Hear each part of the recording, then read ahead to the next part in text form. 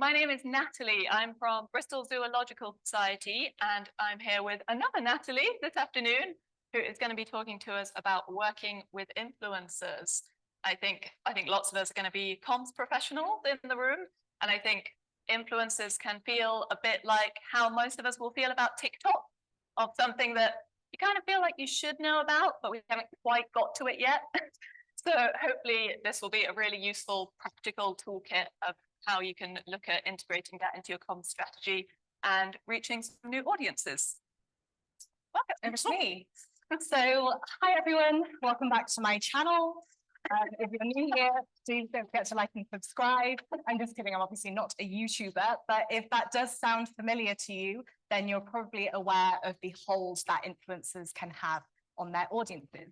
If you're not familiar, don't worry, hopefully by the end of this talk, you'll be well equipped to run your own influencer campaign. So just a quick intro to myself. Is the clicker work? No. Oh, there we go. So my name's Natalie. I'm a senior account manager at Greenhouse Communications. I've been working in digital marketing for over 8 years, and I've worked agency and in-house with different brands and organizations using influencer marketing to amplify their messaging and meeting their campaign goals. So at Greenhouse, just quickly, we're an integrated comms agency, which means that we offer services in all the different areas of the integrated marketing model. So blog content and website, just to name a few. But today we're focusing on influencer marketing specifically, and how you can use this to amplify your messaging. So let's get back to basics on what an influencer actually is. So just in case anyone doesn't know, I'm sure you all do. If you don't, you're probably at the wrong talk. But an influencer is somebody who's built their following from their authority, knowledge, position, or niche, and are actively engaging with their audiences and can affect the decisions of their audience based on what they say or what they're advertising. So hopefully from this talk, you'll learn about all of these things: planning the campaign, communicating with the influencer, the content ideation, negotiating, making sure you're getting the most out of your money, the red flags and warning signs, and then also how to measure the success of your campaign. So, planning the campaign. So first things first is knowing what you want to achieve and what your KPIs are. Knowing what you want to achieve is going to be really important to help you figure out who it is that you want to work with, what platforms you want to work on, and what it is that you want to get the influencer to get their audiences to do. Secondly, what success looks like to you. Knowing what success looks like means you'll be able to determine if your campaign actually worked at the end. And then calculating your benchmark costs. This means that at the end, you can effectively measure whether you got your, again, most out of your money, your return on investment, basically. And you can do this in a couple of ways.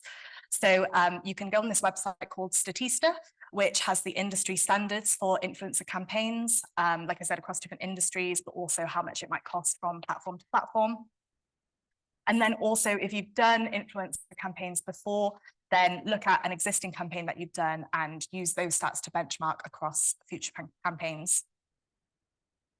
And then also get your resources ready. So before every campaign that we do, we always make sure that we have a templatized contract and then also a templatized brief.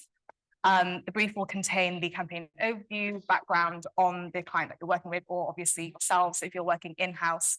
But having all of this in place before you start your outreach means that you can work really efficiently and effectively.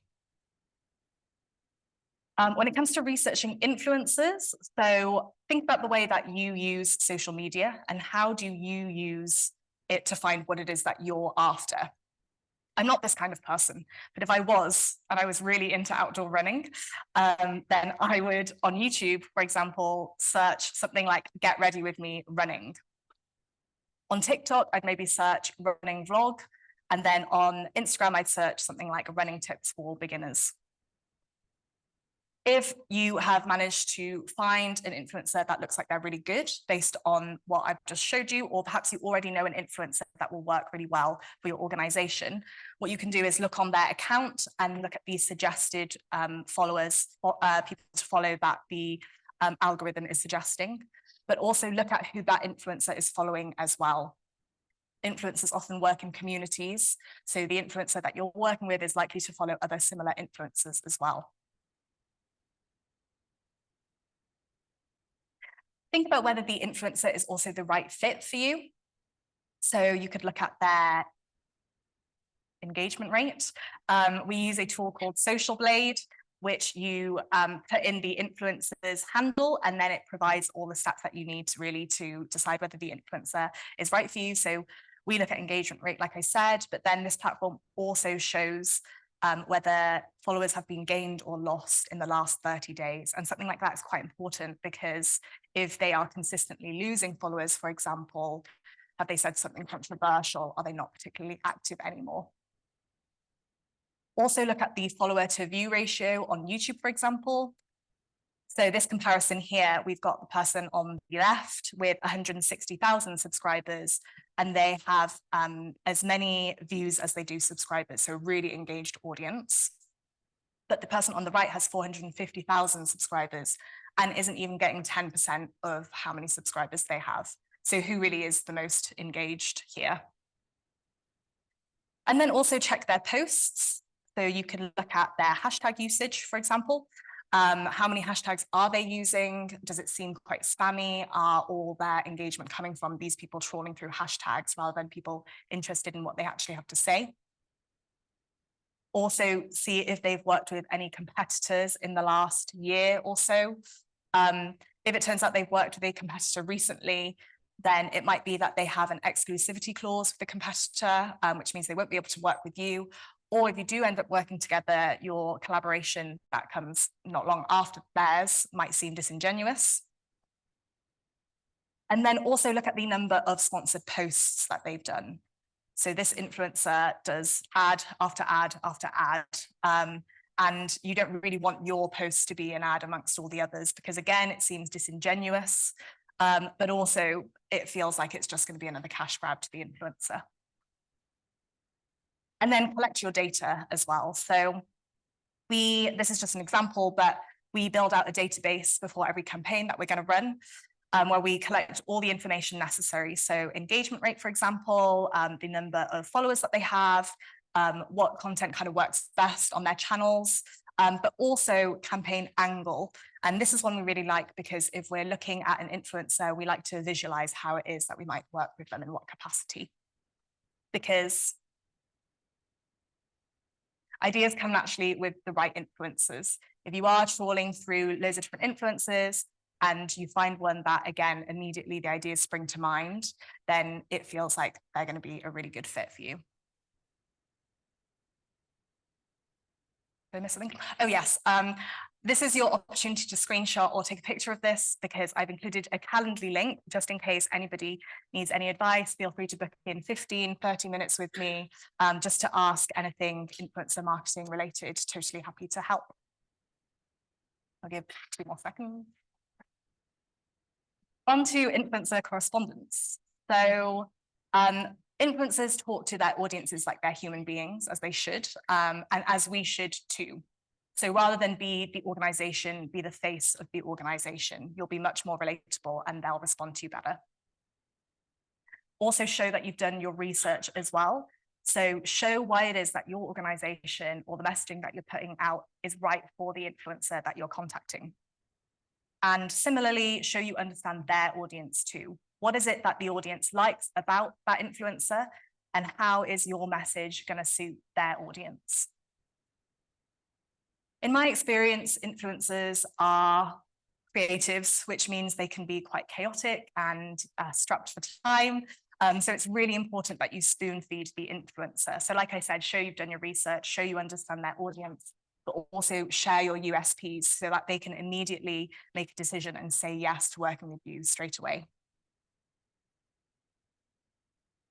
And then also sell yourself too. If you don't believe in what it is that your organization stands for, or the message that they're putting out, or you're putting out, sorry, then the influencer isn't going to either. So again, highlight your USPs, highlight what you're doing is really important.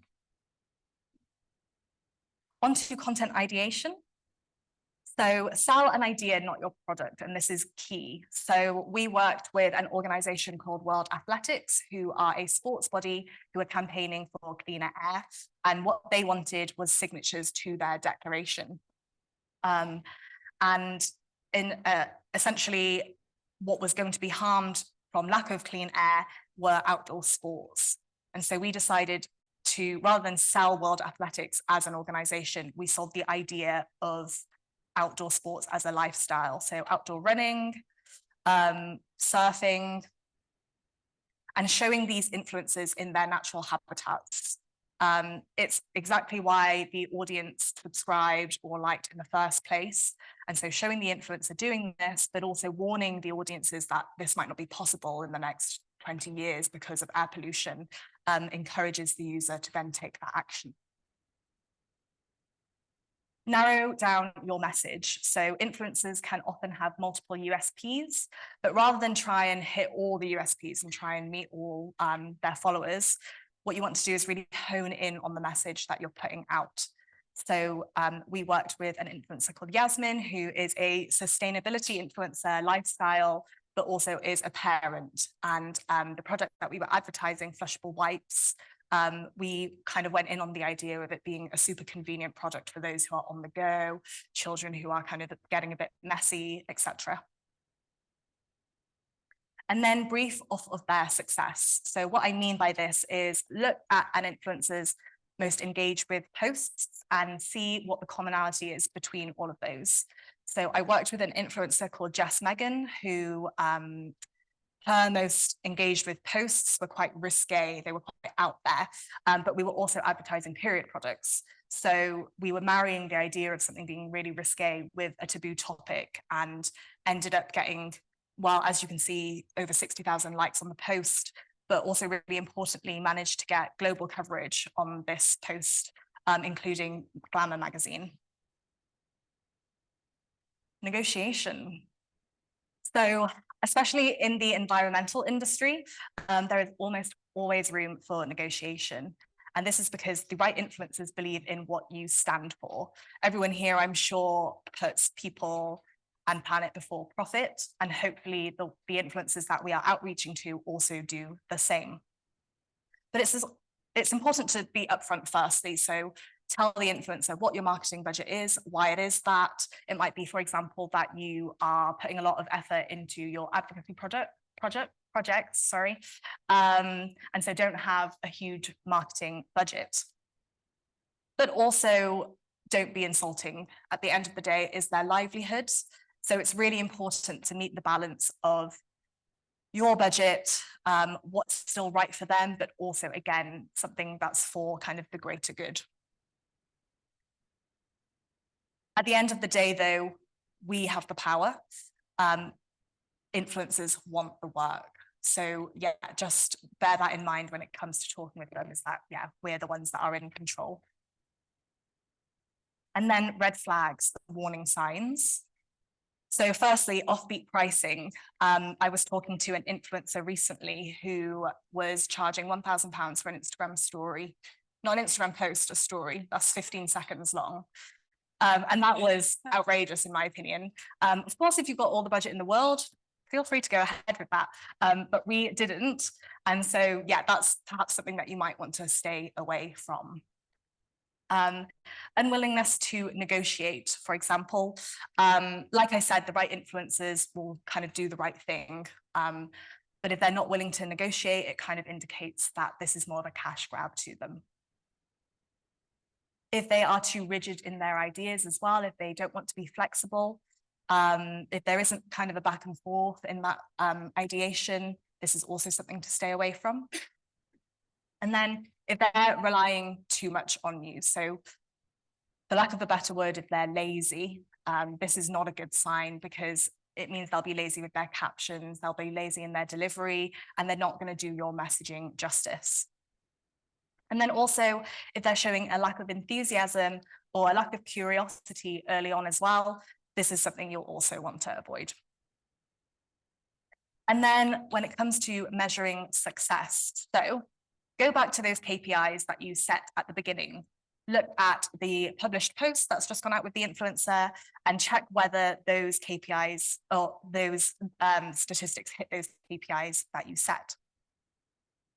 Calculate your cost per result as well against those KPIs. So for example, if you've done a campaign and you really wanted engagement, you can use the total cost of post divided by the level of engagement, and that equals the cost per engagement. And that is sort of dependent again against what it was that you wanted out the campaign in the first place. So if you wanted video views, for example, or website clicks, you do cost of post divided by website clicks equals cost per website click. Measuring brand awareness as well. So it's all good getting that reach, getting those video views, but with the speed that social media moves at in this day and age, it's more difficult to determine whether there was really any genuine brand awareness. And so what I like to do is I like to look at the comments on a post. So that campaign, World Athletics, that I mentioned earlier, we looked at the comments on the video, and a lot of them were about how they had signed the declaration, or they felt really seen as asthma sufferers who were doing outdoor activities, for example. And the fact that they took their time to generate that conversation online and really connect with that influencer goes to show that, firstly, the message that the influencer put out really hit with them, but also indicated that perhaps they did go onto the World Athletics website, sign that declaration, learn a bit more about them. So after all of that, your post has now gone live, but you might have a campaign later down the line, or maybe perhaps want to extend the campaign because it went so well. What you can do is just sort of evaluate. But there's three things that we like to look out for in whether we want to work with an influencer again. So whether they were easy to communicate with, there was a nice exchange of ideas, again, that conversation.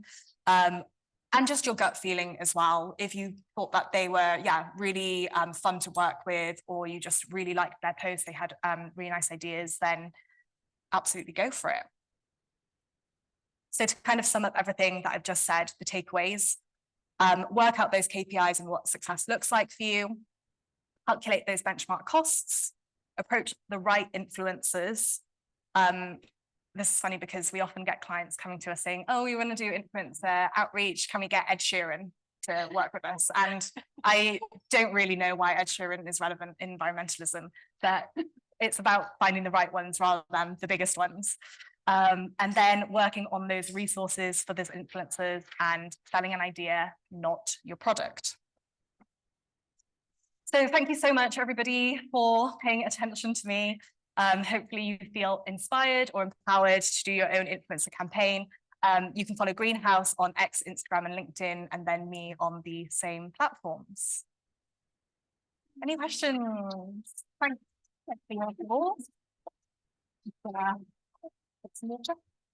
Okay. And we'll come over with a mic. Yeah.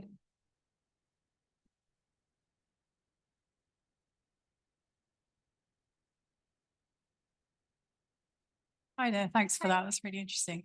My name's Amanda. I work at the University of Bristol. Sorry, do you mind speaking a bit louder? Sorry. I hear you too. No, I don't. It's your fault. My name is Amanda. I work at the University of Bristol. I was just wondering, how much does it cost to pay an influencer? Yeah. Like, where do we start with a budget? Yeah, I thought that question might come up, and I just don't have an answer for you, I'm afraid, because it really is how long is a piece of string. So some might care so much about the cause that they'll want to work for free, whereas others, perhaps their following or their engagement rate is so large that they'll charge thousands. But again, that's why it's important to kind of look at the industry standards, or perhaps look at what you've already done, so you can measure what an influencer is offering, and also their statistics. They'll likely send over kind of like stats on average reach per post, average engagement, and again, go back to that cost per result calculation and kind of find a projected cost.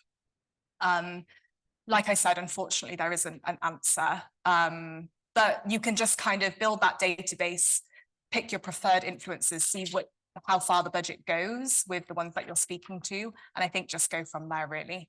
I mean, are you just talking like hundreds, thousands? What are we talking about? Like, I would say no one nowadays is less than a few hundred.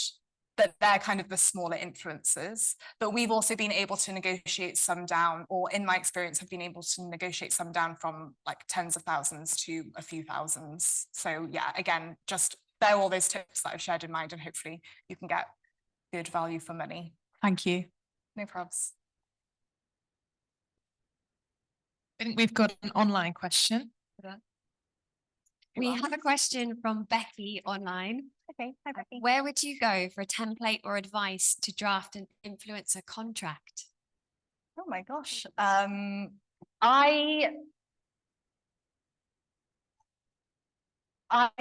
It's often legal teams on my side anyway that draw these contracts.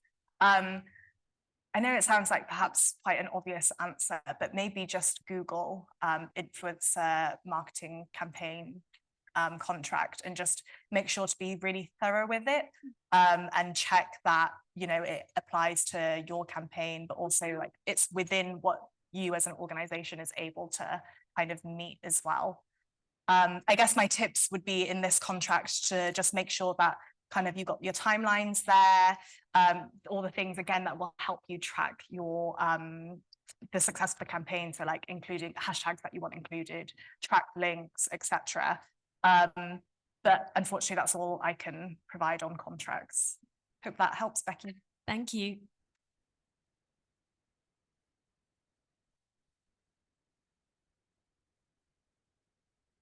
Hi.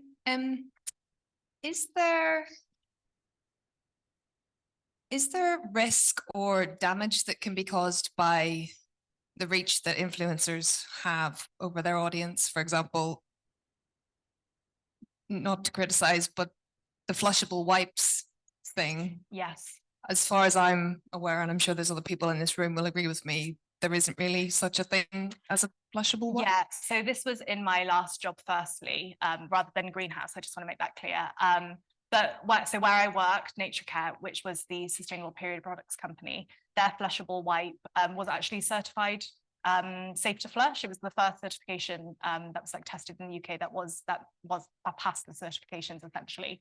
But in our briefing document, we made sure to include again all that information, so that one, we as the brand could answer any questions or any comments that the influencer might get, but also that the influencer was well equipped to put out the messaging and felt confident that they were kind of doing the right thing.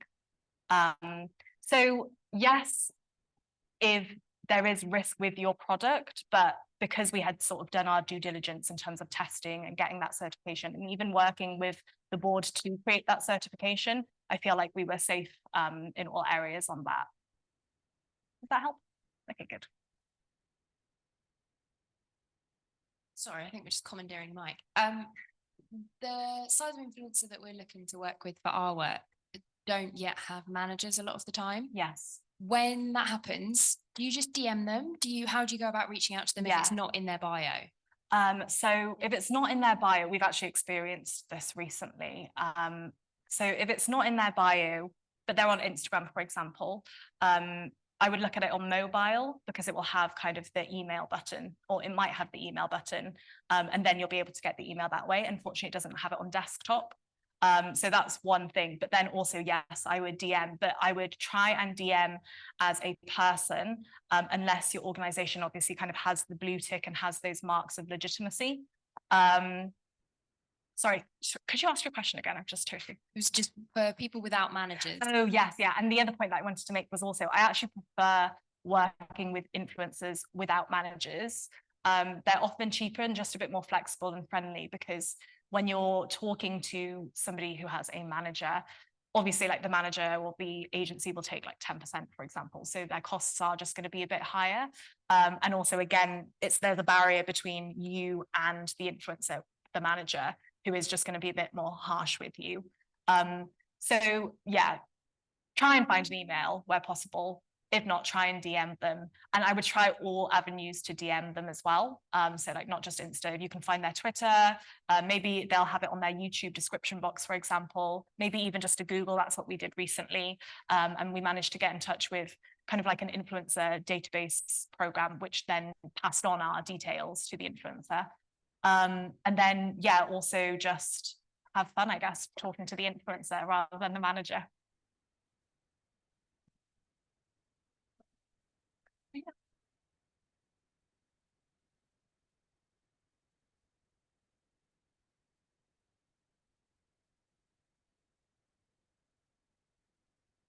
I know. Actually, it's a slightly different slant. My name's Ed Drewis, and I work in the Forest of Dean as well as here in Bristol, taking people out to see wildlife. And actually, just last Friday, I was involved with taking some influencers out in the Forest of Dean to see the autumn leaves.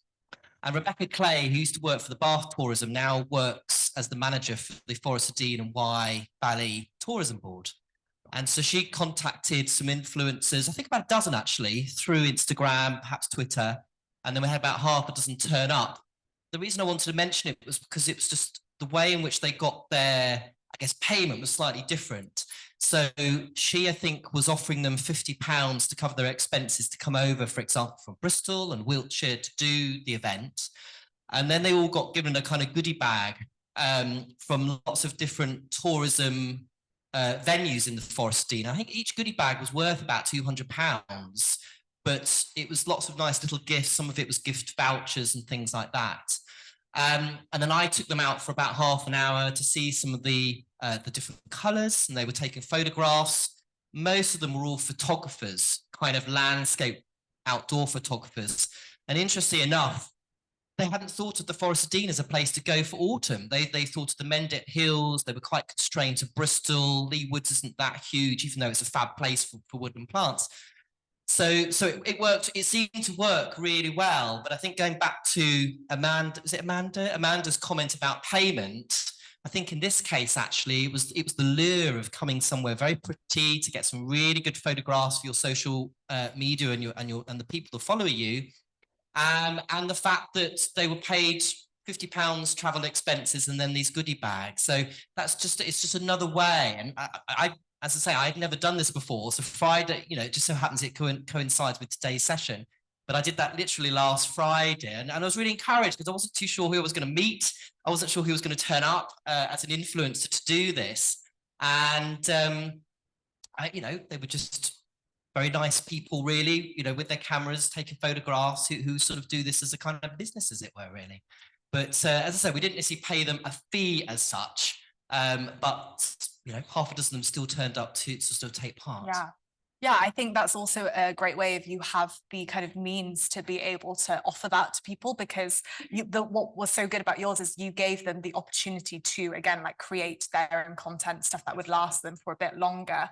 And it's, I can't remember the kind of technical term now, but often like local food places, especially, again, because they don't necessarily have larger marketing budgets, they will offer small influencers or kind of local influencers, those who do have, like we said, the influence to encourage people to go there, like free pizza or a free meal and that kind of thing. And all they have to do is take a picture, they get the free food, and it works both ways. So yeah, that's also a really good idea for anybody who perhaps doesn't have a larger marketing budget but can provide something else for the influencer. Yeah, thanks for sharing. Like, that's kind of going back to what you're saying about, like, you'll be able to negotiate with the right people and you'll meet each other in the middle. Because I think, obviously, Natalie, you're from an agency and you're probably working with larger clients than a lot of us would be here from smaller organizations. So again, it's when you're thinking about what you would want to get out of working with people, if what you want is engagement. I'm from Bristol Zoo, so a visitor attraction, the influencers we would invite, most of them are quite happy to come for a visit. And it's finding what works for both of you. And I think, again, it is really important to think that you're ultimately, if they don't have a manager, you're talking to a person, and approach it like you would meeting anyone at this event kind of thing, and just have a chat about what you could do for each other. And that's a great thing about influencers. Absolutely. It's not the same business relationship as it might be with other types of marketing. Yeah, 100%. And also, again, why engagement rate is so crucial, because it really doesn't matter about how large their following is. Again, especially in the kind of industry we're in, it's just important about how much they can kind of change or affect the decision of somebody else.